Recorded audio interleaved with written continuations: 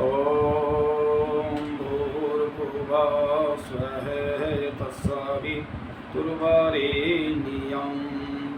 भर्गो देवस्य धीमहि धियो यो नः प्रचोदयात्। आज मैं आर्यवेद दर्शन पर चर्चा रखूँगा। चर्चा में होगा वैदिक धर्म की मान्यताएं, आर्य समाज के नियम व उद्देश्य ऋषि दयानंद। तो मैं अब चर्चा करता हूँ कि जब महर्षि देव दयानंद ने आर्य समाज की संस्था का संगठन का और वो किया, संगठन बनाया ऋषि दयानंद ने, तो बम्बई की आर्य समाज में 1875 में 9 वर्ष पे महर्षि देव दयानंद ने आर्य समाज का गठन किया। तो उस समय आर्यों के उद्देश्य क्या हों, आर्यों के नियम क्या हों, आर्यों के कर्म कैसे हों, आर्य कार्य क्या करेंगे, इस पे जो है मैं आज का जो वो है, देखिए महर्षि देव दयानंद ने नियम तो बहुत सारे बनाए थे, पर उसमें 10 नियम रह गए। काट छाँट करते लोगों का विचार भी किया। तो यहाँ आती है चर्चा आर्य समाज के नियम व उद्देश्य। तो आर्य समाज के जो 10 नियम महर्षि देव दयानंद ने बनाए, तो नंबर 1 नियम, सब सत्य विद्या और जो पदार्थ विद्या से जाने जाते हैं उन सब का आदि मूल परमेश्वर। जितनी संसार के अंदर सत्य विद्याएं हैं, जो संसार है वो परमात्माएं के उससे जो सिस्टम से सारा चलता है। नंबर 2 में ऋषि ने बताया, नंबर 2 में ईश्वर क्या है। देखिए आज ईश्वरों की पूरे विश्व के अंदर और बहुत भीड़ है, और क्या हमारा अच्छा रहा, हमारा अच्छा रहा, हमारा मत अच्छा, हमारा धर्म अच्छा, और परमात्मा को, ईश्वर को ही लोगों ने बांट दिया। और देखिए बांटा क्या, कहीं पत्थरों की मूर्ति में भगवान कहते हैं यह भगवान की मूर्ति है, कहीं लोग कहते हैं 7वें आसमान पे, कहीं चौथे आसमान पे, कहीं क्षीर सागर में, और अनेकों हैं। तो मैं ये बताना चाहता हूँ कि वो ईश्वर का जो ये दूसरा नियम है ऋषि ने कैसा बताया।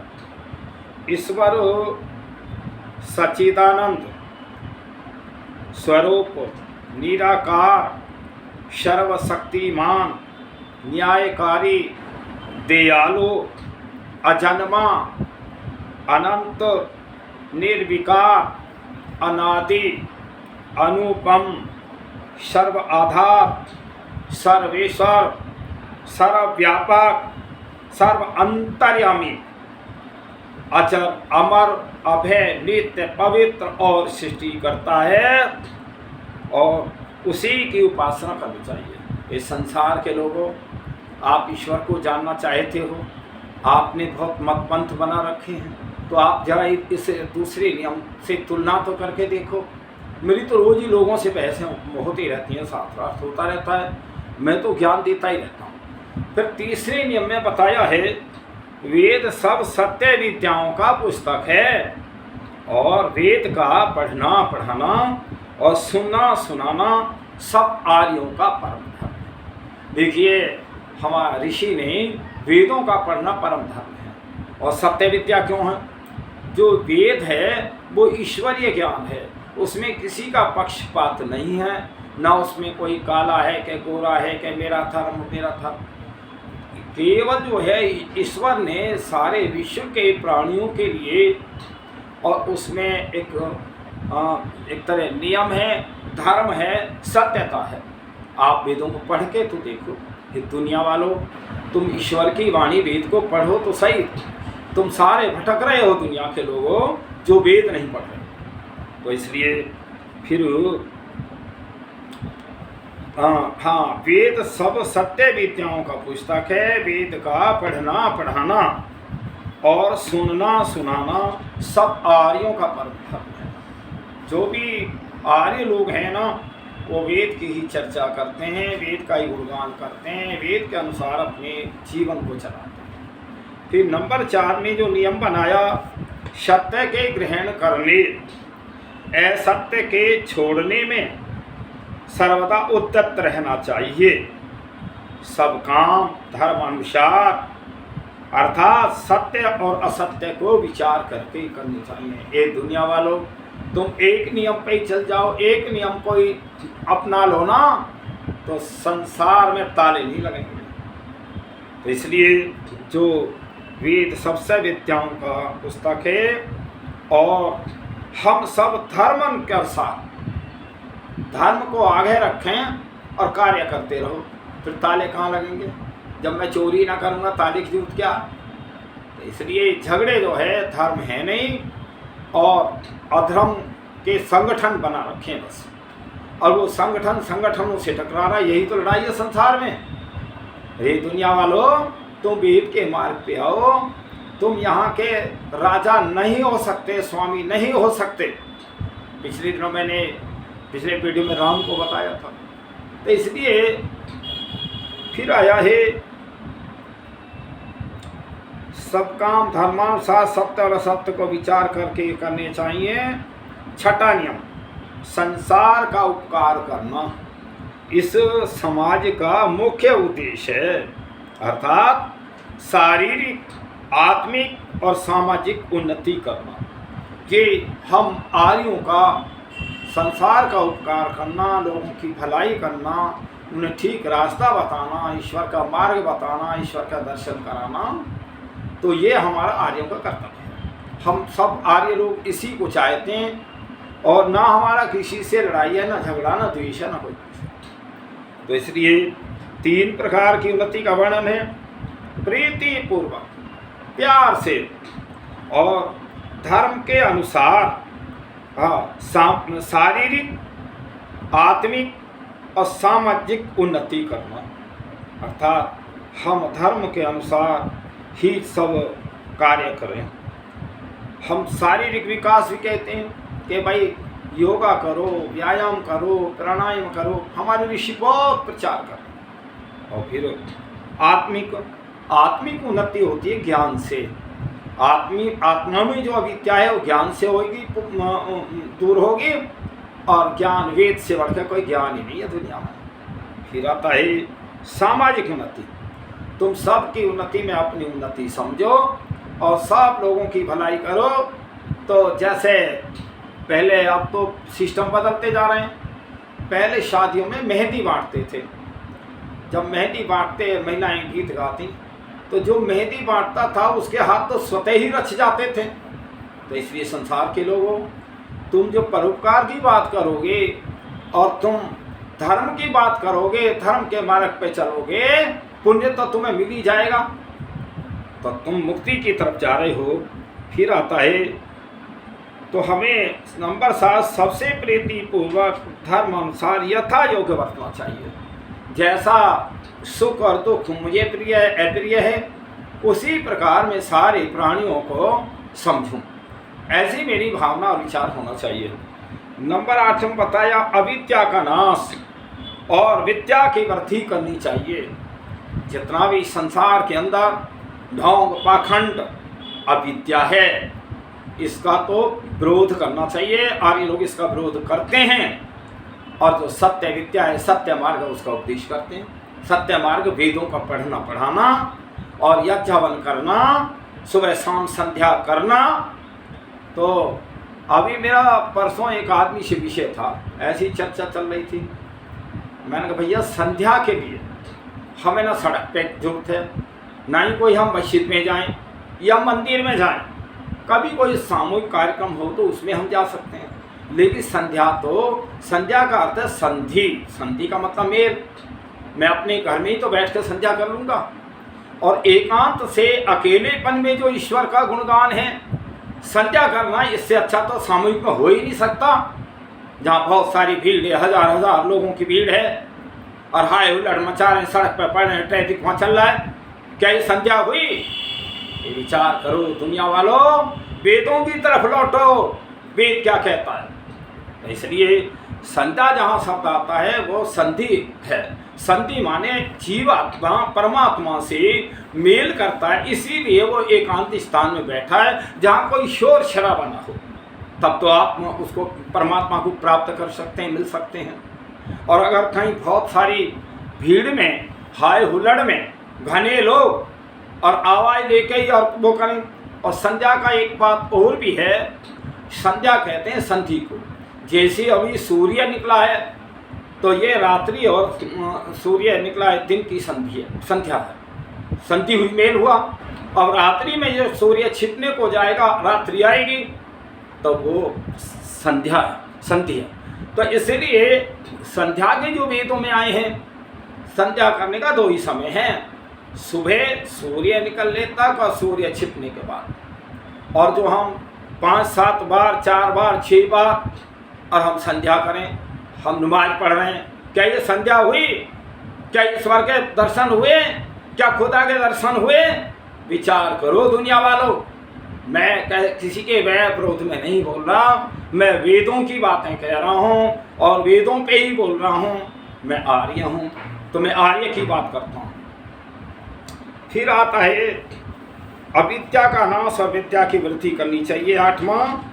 और 9वें में बताया है ऋषि ने, प्रत्येक को अपनी ही उन्नति में संतुष्ट न रहना चाहिए, किंतु सबकी उन्नति में अपनी उन्नति समझनी चाहिए। किसी कार्य से मेरा तो भला हो रहा है, मेरे पड़ोसी को नुकसान है और परेशान है, तो वो कार्य अच्छा नहीं है।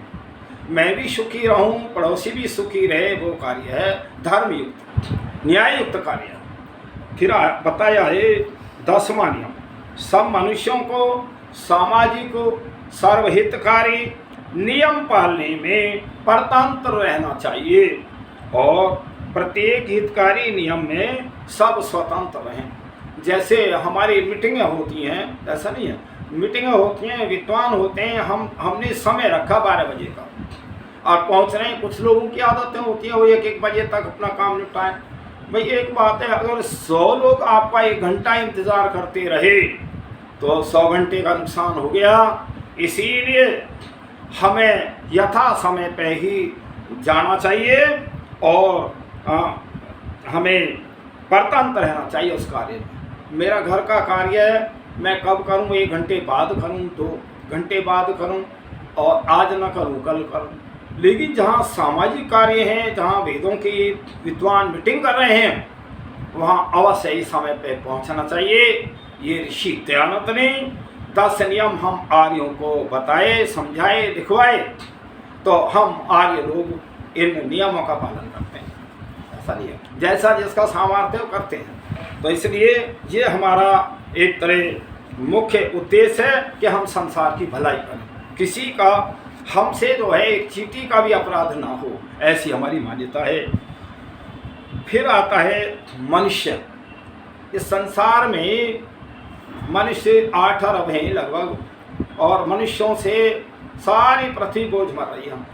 अब ये विचार करें, जो मैंने 10 नियम बताए हैं, अगर इन 10 नियमों की तुलना करो तो सही संसार के लोगों से, जो इतनी सारी भीड़ इकट्ठी हो रही है और उनमें वो कितने नियमों का पालन करते हैं। ये किसी का वो नहीं है कि आर्यों के नियम है, ये तो संसार की भलाई के लिए, संसार में ठीक चलने के लिए, एक दूसरे के सम्मान के लिए नियम बनाए ऋषि ने।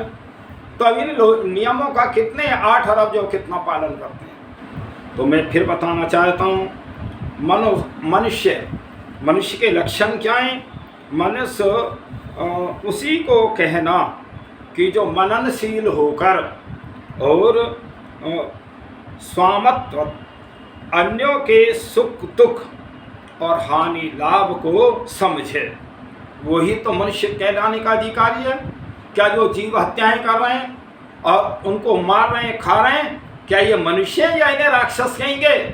ये विचार करो कि हम कहाँ जा रहे हैं। ये समझना है कि मैं क्यों आया हूँ, क्या कर रहा हूँ, कितनी गलतियाँ हैं। तो आप वेदों को पढ़ें। वेद एक तराजू है, संसार के सभी समस्याओं का समाधान का एक तराजू है वेद।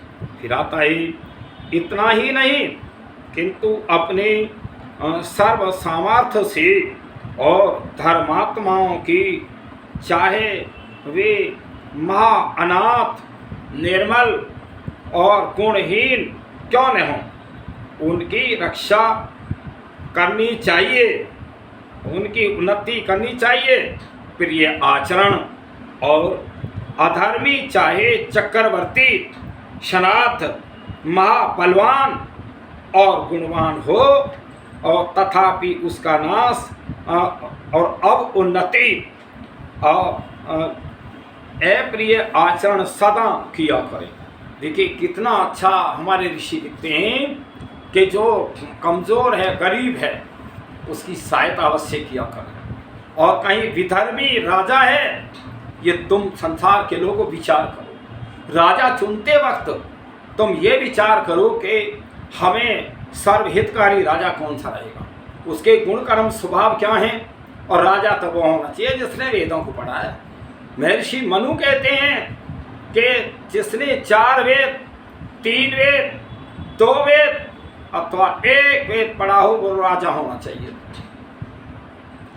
जो लड़ाई झगड़े करवा रहे हैं अभी बहुत, वो मैं अभी फोन में देख रहा था 1-2 घंटे पहले, तो बताओ एक 21-23 दरिद्रों ने 20-21 साल की लड़की के साथ रेप किया। कमाल है क्या ये पशु हैं या ये कौन है? इन्हें मनुष्य कहेंगे क्या इतने हैवानियत को? इसलिए मैं तो कह रहा हूँ कि अगर राजा वो है जो न्याय दंड दे, ऐसे लोगों को फांसी लगनी चाहिए। फांसी के बिना तो कोई इनका दंड है ही नहीं। महर्षि मनु तो चाहे स्त्री है या पुरुष है, वो कहते हैं कि अग्नि वो उस पर बिजली के पलंग पे सुला करके करंट दबा देना चाहिए। ये है महर्षि मनु की नीति। अगर तुम ऐसे इनको पालते रहे, ये बढ़ते रहेंगे, अपराध कम हो नहीं सकते। फांसी होनी चाहिए और फांसी भी दिखा के होनी चाहिए जिससे जो है अपराध कम हो। सारे विषयों हो रहे हैं अपराध, तो इसलिए विचार करो हमारी जो न्याय व्यवस्था है वो कठोर नहीं है, इसी का कारण है। तो फिर आता है अप्रिय आचरण सदा किया करें।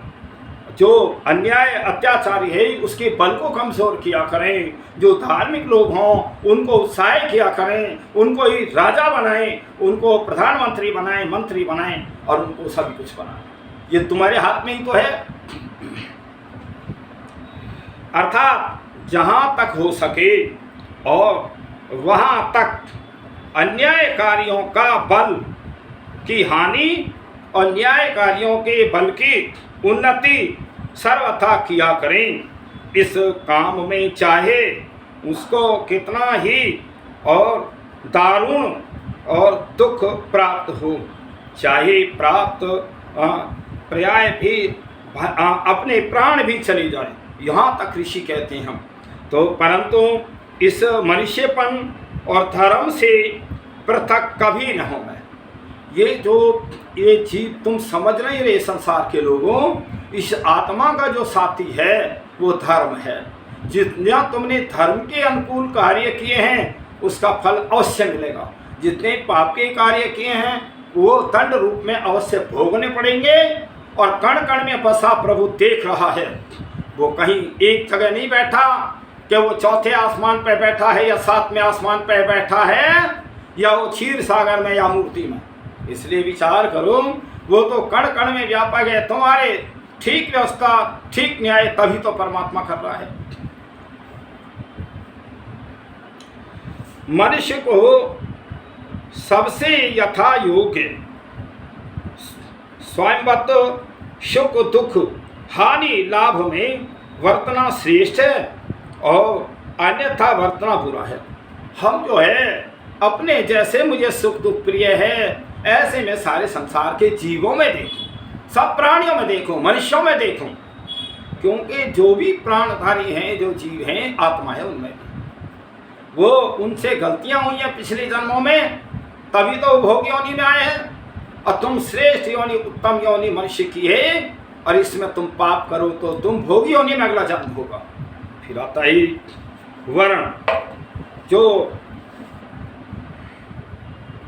वर्ण किसको कहते हैं? आज हमने जो वर्ण थे ना उन्हें हम जातियां गिनने लगे। जातियां तो मनुष्य जाति एक ही जाति है, गाय जाति अलग है, पशु पक्षी जाति अलग है। अब आता है वर्ण। वर्ण जो गुण और कर्मों के योग से ग्रहण किया जाता है वह वर्ण शब्दार्थ से लिया जाता है।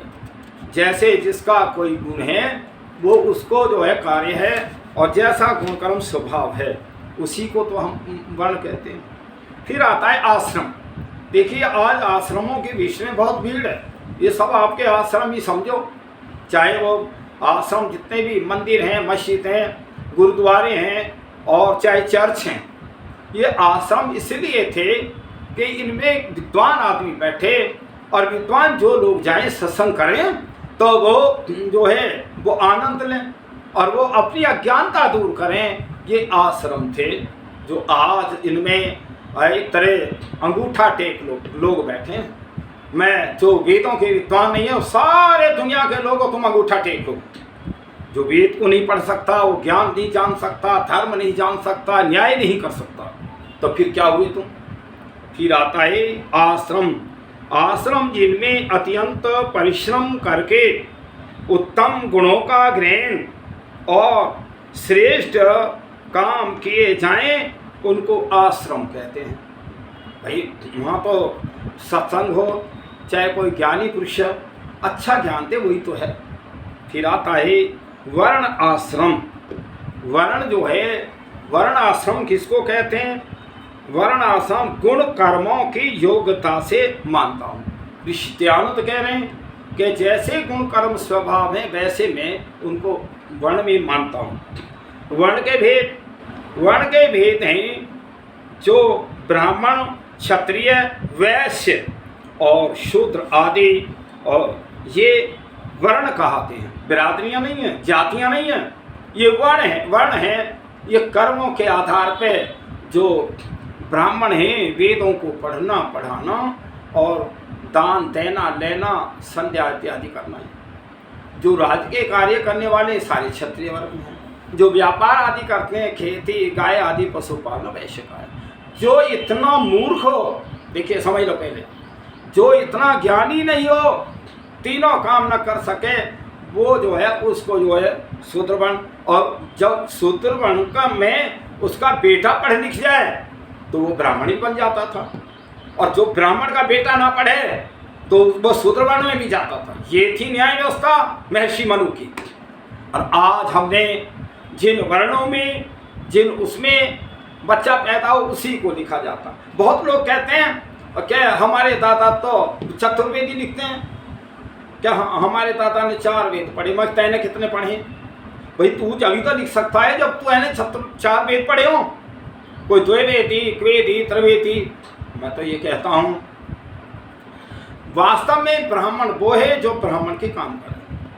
तो यहाँ हमने जो है वो जाति प्रथा में गिर दिया, ये भूल है।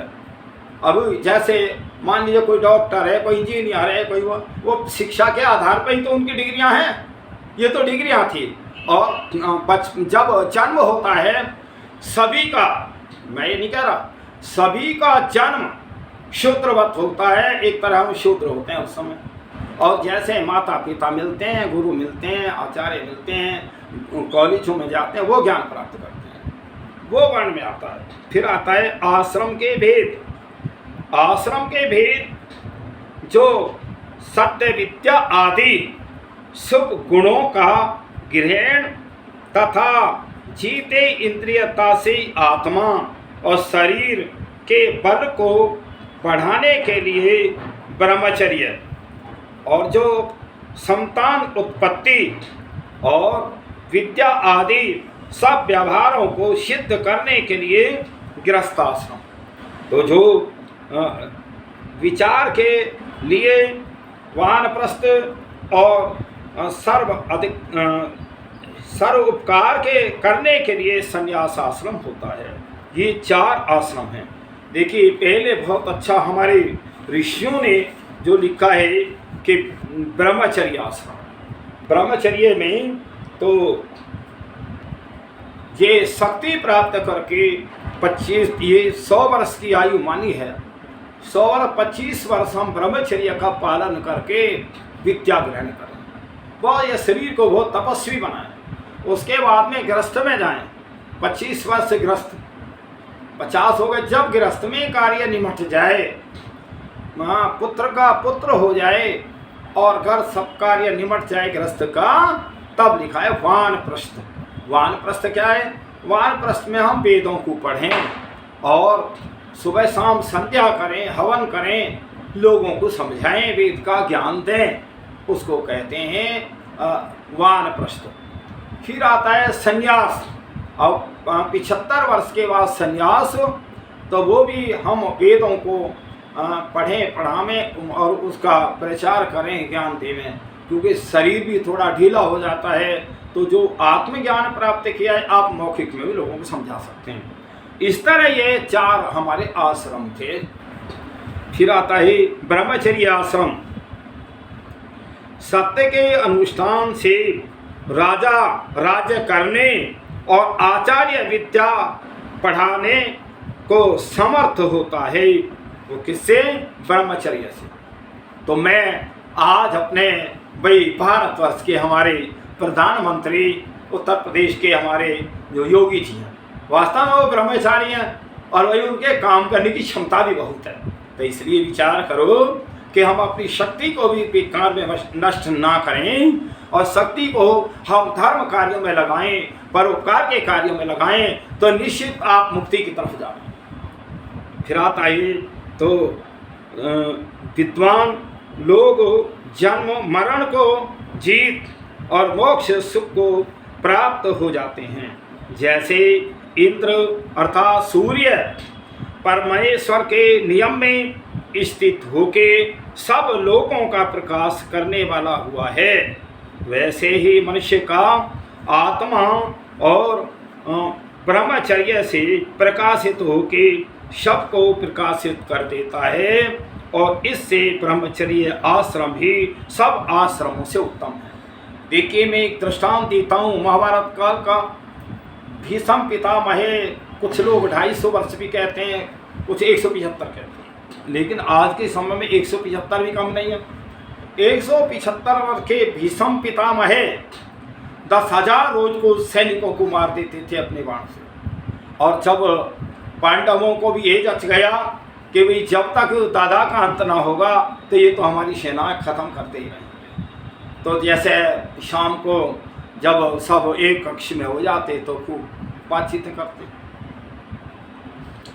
तो पांडव है दुर्योधन वो नहीं धर्मयुधिष्ठिर कहने लगे, दादा आपने तो हमारे रोज 10,000 सैनिकों को मारते हो, इस तरह तो हमारी सेना तुम ही खत्म कर दोगे। फिर दादा, अच्छा एक बात बताओ, तुम्हारा काल कैसे आएगा? अब प्यार में या कई बार आदमी जब अंत आ जाता ना, लंबी आयु हो जाती है, तो फिर जीना भी नहीं चाहता। दादा ने कहा, एक बात सुन भाई, जो मेरे सामने कोई हिजड़ा या कोई शिखंडी या स्त्री कोई आदि ऐसा आ जाएगा तो मैं अपने शस्त्र फेंक दूंगा, डाल दूंगा। तो देखिए, जब दादा ने शस्त्र डाल दिए तो पांडवों को जो जीत हुई है भाई श्री कृष्ण जी के इशारे से, श्री कृष्ण जी के ज्ञान से हुई। तो वो उन्होंने हर समय पे सचेत करते रहे। तब कृष्ण जी बोले, नहीं हाँ श्री कृष्ण जी बोले कि अर्जुन देख क्या रहा है। तो जब निहत्ते हो गए भीष्म पितामह, तो तब अर्जुन ने बाण मार के और उनको, तो इसलिए ये जो ब्रह्मचर्य है ना, बहुत अच्छी शक्ति है। और भाई बहुत अगर कितनी बातें ऐसी घट रही हैं जो शर्म को भी शर्म आती है। अरे तुम मनुष्य हो या पशु हो या बहुत दरिद्र हो जो जिससे आज कन्याओं का हरण और बहुत सारी गलतियां कर रहे हो। तो इसलिए ये विचार करो, ये सारी जो गड़बड़ हो रही है ये शिक्षा सही नहीं है विश्व के लोगों। तुम सारे यत्न कर लो, कितनी सड़कें बनवा लो, कितने जो है वाहन खरीद लो, हवाई जहाज रेलें कितनी बना लो और कितनी अच्छी कोठियाँ बना, सब बेकार है जब तक इंसान नहीं बनता तो ये सारा बेकार है। इसलिए सब ज़्यादा से ज़्यादा हमें शिक्षा पे जोर देना चाहिए, और शिक्षा तो वेदों की है। सारे संसार के लोगों, तुम शांति चाहते हो, विश्व में शांति चाहते हो, घर में शांति चाहते हो, अपनी आत्मा में शांति चाहते हो, तो आप वेदों को अवश्य पढ़ो। और बहुत सरल, तब भी बहुत पुस्तक बहुत बन गई हैं, हजारों क्या लाखों पुस्तकें होंगी। जो वेद की छोटी छोटी पुस्तकें भी विज्ञान वेद का ही है, जो आप ठीक समझ सको। महर्षि देव दयानंद के जो ग्रंथ हैं बहुत सरल और उत्तम है, तर्क संगत हैं, ऐसे ही कोई भी तर्क करके समझ सकता है। उन्होंने ऋषि दयानंद ने प्राचीन इतिहास, भारतवर्ष आर्यव्रत देश कैसा था, उसके बाद में कैसे पतन के रास्ते पे गया, उसके सारा जो बताया है। कहीं जो पौराणिक मूर्ति पूजा और मुस्लिम मत, ईसाई मत, सभी मत मतांतर जितने विश्व के अंदर गलत कार्य हुए जिनसे, उनका सारा विवरण खोला है। आप समझ सकते हैं महर्षि देव दयानंद का सत्यार्थ प्रकाश। मैं भारतवर्ष से बोल रहा हूँ, आपको सत्यार्थ प्रकाश आर्य से मिल सकता है, जहाँ भी जो विश्व में आर्य है, आर्य समाज मंदिरों से मिल सकता है। और कोई दुनिया में शांति का रास्ता है ही नहीं, और हथियारों से कभी शांति हुई न होगी। और जो आज तो सारा संसार भी एक तरह उस पर बारूद के ढेर पे बैठा। ये विचार करो, क्या यही मानव जीवन है? इसी का मानव जीवन है। इस संसार के लोगों, तुम आर्यों की बात को समझो। मैं करवद प्रार्थना कह रहा हूँ, मैं आपको जो है अच्छे मार्ग पर ले जाना चाहता हूँ।